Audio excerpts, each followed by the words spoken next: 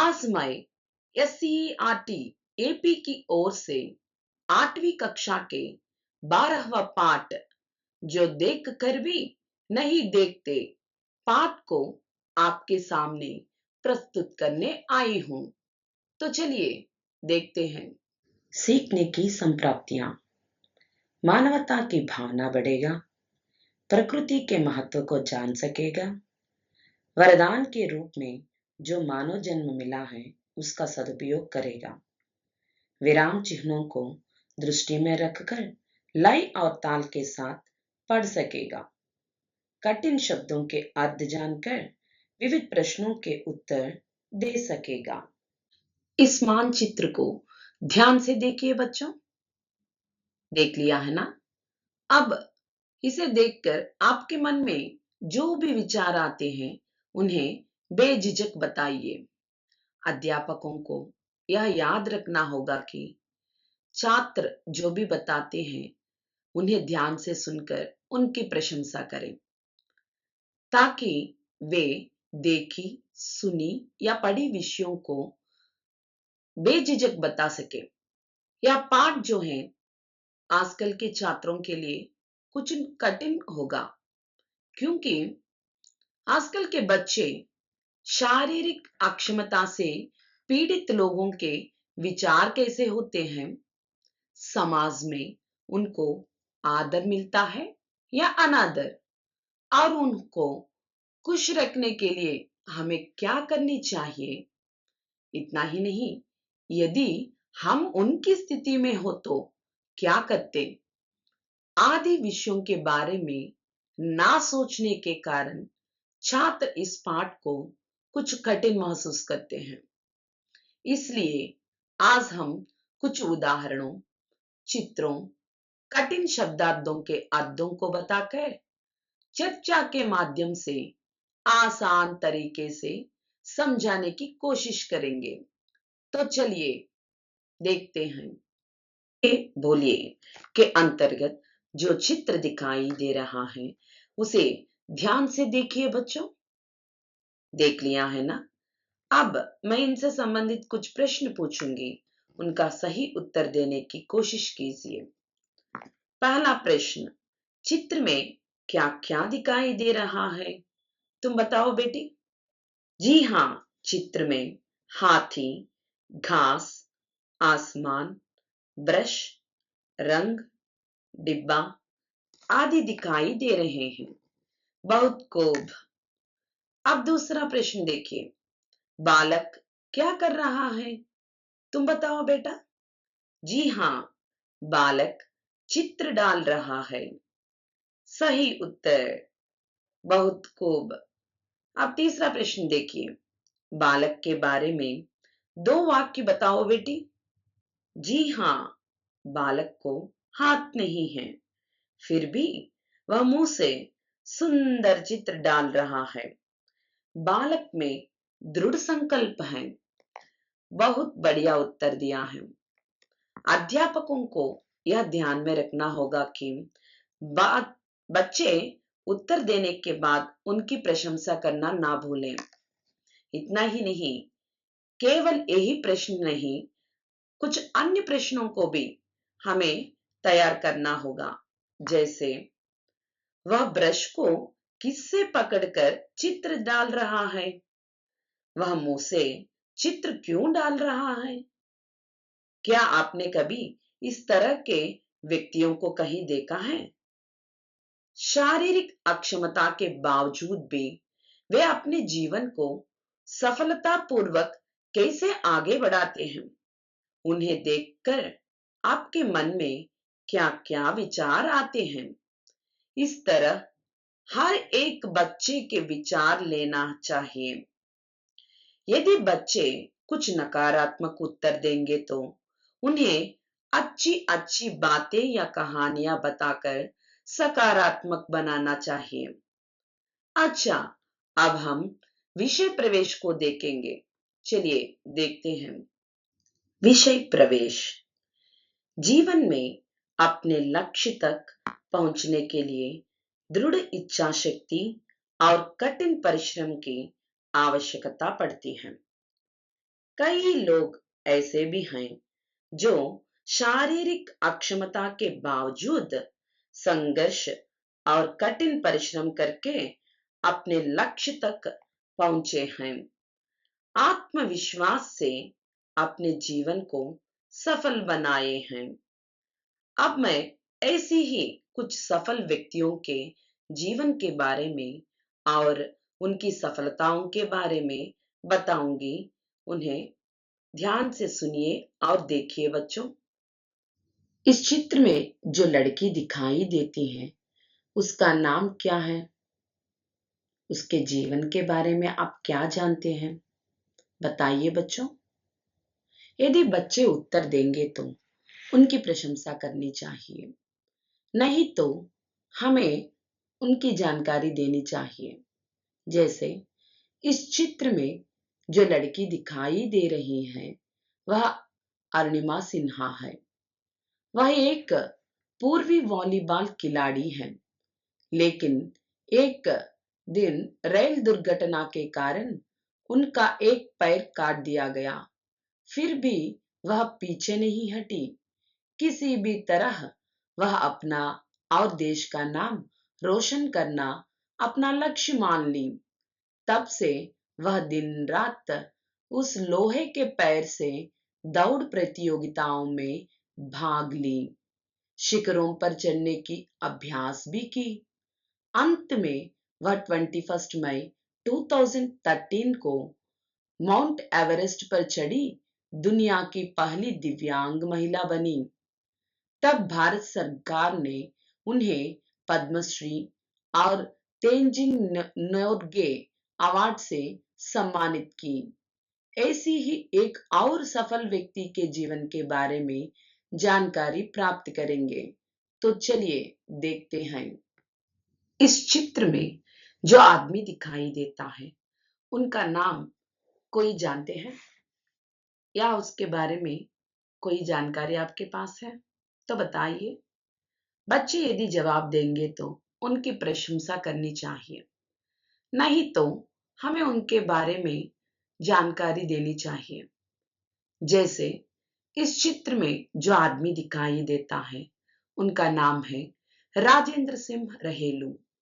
इनका जन्म एक गरीब घराने में हुआ। इतना ही नहीं, वह एक पोलियोग्रस्त व्यक्ति हैं।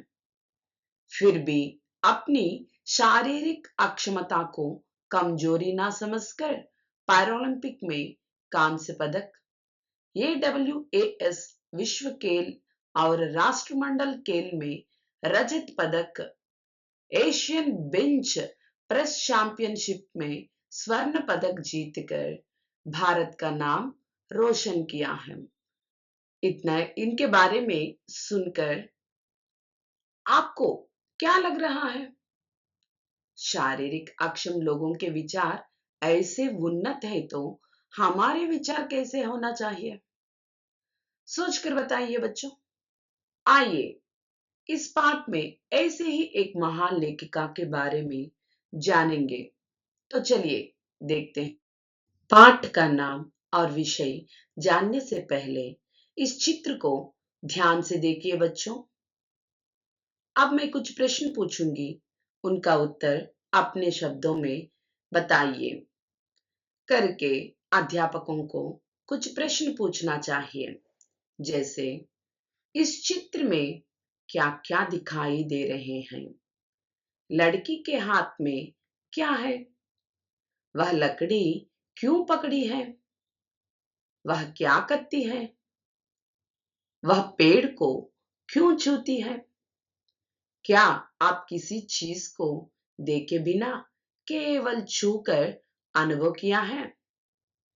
आंख मिचौनी खेलते समय आपके अनुभव बताइए।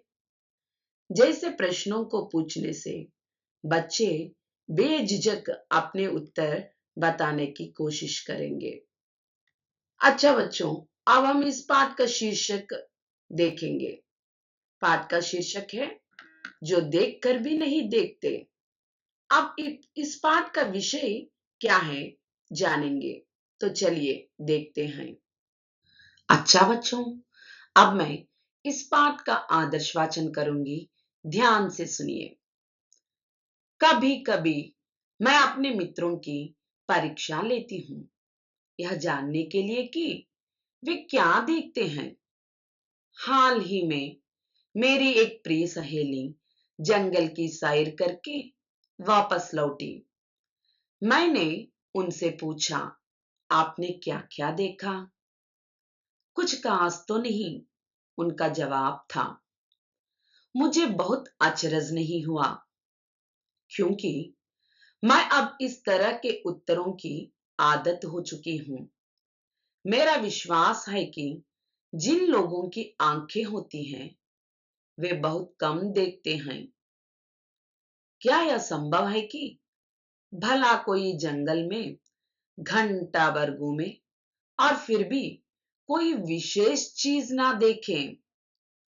मुझे कुछ भी दिखाई नहीं देता, फिर भी सैकड़ों रोचक चीजें मिल जाती हैं, जिन्हें मैं छूकर पहचान लेती हूँ। मैं भोजपत्र के पेड़ की चिकनी छाल को भी छूकर पहचान लेती हूँ। वसंत के दौरान मैं टहनियों में नई कलियां खोजती हूँ।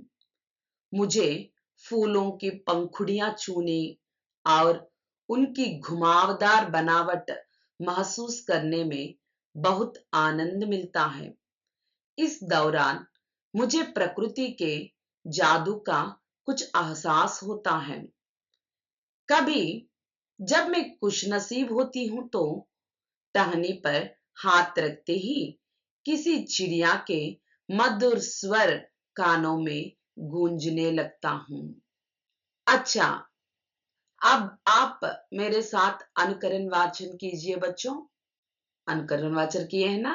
अब हम इस पाठ में आए कुछ कठिन शब्दों के अर्थ और कुछ शब्दों के विलोम जानेंगे। तो चलिए देखते हैं। कभी कभी, समटाइम्स, इसका विलोम शब्द है हमेशा, यानी ऑलवेज। हाल ही में, रिसेंटली। खास, स्पेशल। अचरज, सरप्राइज। सैकड़ों, 100। रोचक, इंटरेस्टिंग। टहनियां, ट्विंग्स। कलियां, बड्स। पंखुड़ियां, पेटल्स। घुमावदार, कर्व्ड। जादू, मैजिक। एहसास, फीलिंग। मधुर, मेलोडियस, इसका विलोम शब्द है कठोर। अच्छा बच्चों, अब आप सभी लोग इन सभी अर्थों को, विलोम शब्दों को अपनी उत्तर पुस्तिका में लिख लीजिए। लिख लिया है ना बच्चों? अब हम इस पाठ में आए भोजपत्र पेड़ के बारे में कुछ जानकारी प्राप्त करेंगे। तो चलिए देखते हैं। चित्र में जो पेड़ दिखाई दे रहे हैं, उन्हें भोजपत्र के पेड़ कहते हैं। भोजपत्र के पेड़ हिमालयों में पाए जाते हैं। इनके छाल का इस्तेमाल कागज की तरह किया जाता है। प्राचीन काल में ग्रंथों की रचना इसी पर करते थे। समझ में आया है ना बच्चों? अभी तक हमने जो देखकर भी नहीं देखते पाठ से संबंधित जिन विषयों को सीखे हैं, उनसे संबंधित कुछ मुख्य बिंदुओं को भी अब हम देखेंगे। तो चलिए देखते हैं। पाठ के मुख्य बिंदु इस प्रकार हैं। लेखिका यह कहना चाहती है कि मानव को वरदान के रूप में देखने की शक्ति मिली है, फिर भी वह प्रकृति की सुंदरता को महसूस करने में असफल होता है। मेरी आंखें नहीं हैं, फिर भी मैं प्रकृति में जो पेड़, पौधे, फल, फूल हैं, उन्हें छूकर ही प्रकृति के जादू को महसूस करती हूँ। इतना ही नहीं, चिड़ियों के मधुर स्वर सुनकर आनंद लेती हूँ। भाव समझ में आया है ना बच्चों? अब मैं आपको यह विषय कहाँ तक समझ में आया है जानने के लिए कुछ प्रश्न पूछूंगी, उत्तर दीजिए। अध्यापकों को इस तरह के ज्ञानात्मक और विचारात्मक प्रश्नों की तैयारी करनी चाहिए, क्योंकि इससे बच्चों की क्षमता मालूम होती है और बच्चों को विषय कहाँ तक समझ में आया है इसका भी पता चलता है। अभी देखिए, ज्ञानात्मक प्रश्न के अंतर्गत हर वाक्य से संबंधित प्रश्नों की तैयार करने की कोशिश करनी चाहिए, ताकि बच्चे ध्यान से सुने और उत्तर दें। जैसे, लेखिका अपने मित्रों की परीक्षा क्यों लेती है? लेखिका का विश्वास क्या है? लेखिका को कब आनंद मिलता है?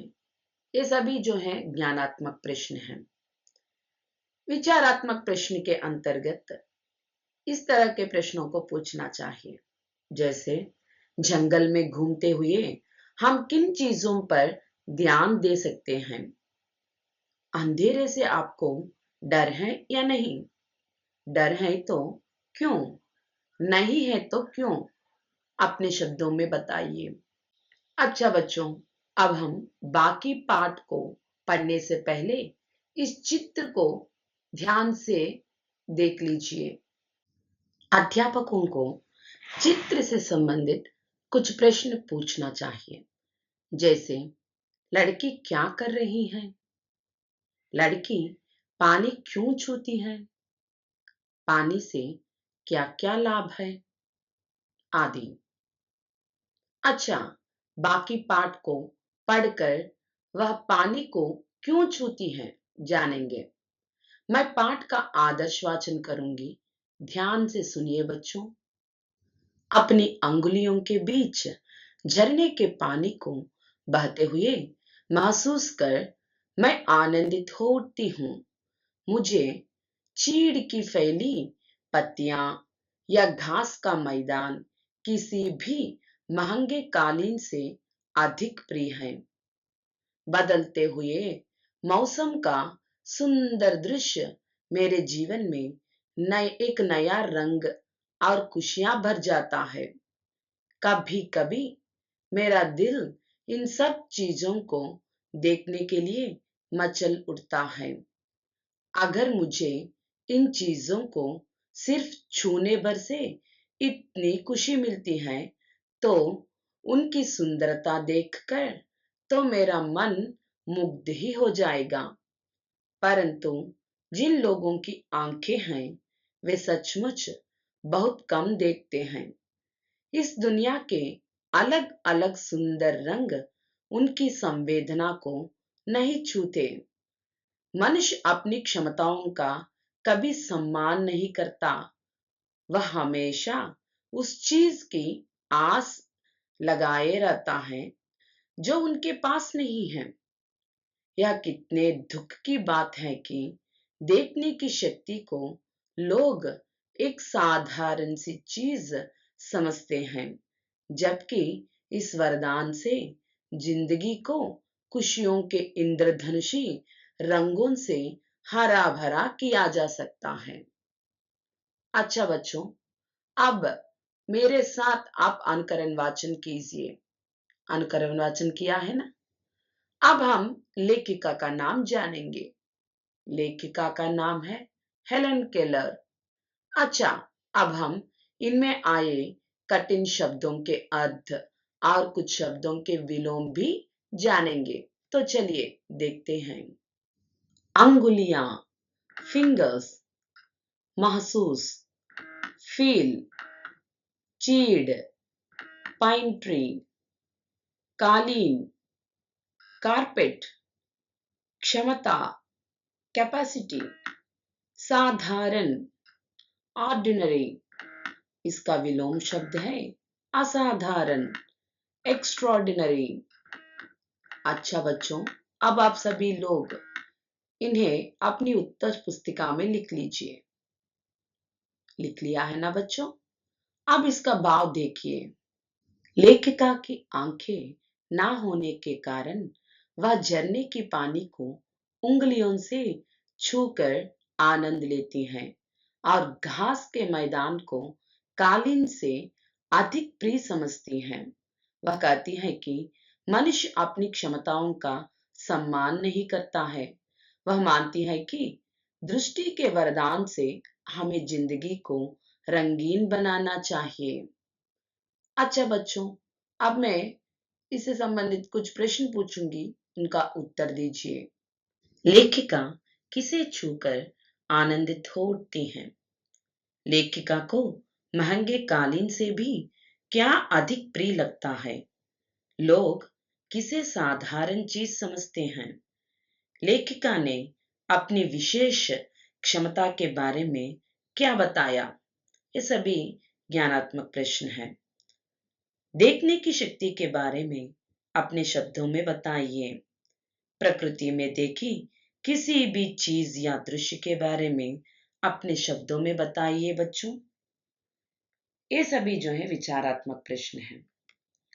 अब अध्यापकों का दायित्व होता है कि पूरे पाठ से संबंधित इसी तरह के कुछ ज्ञानात्मक और विचारात्मक प्रश्नों को तैयार करके छात्रों से पूछना चाहिए।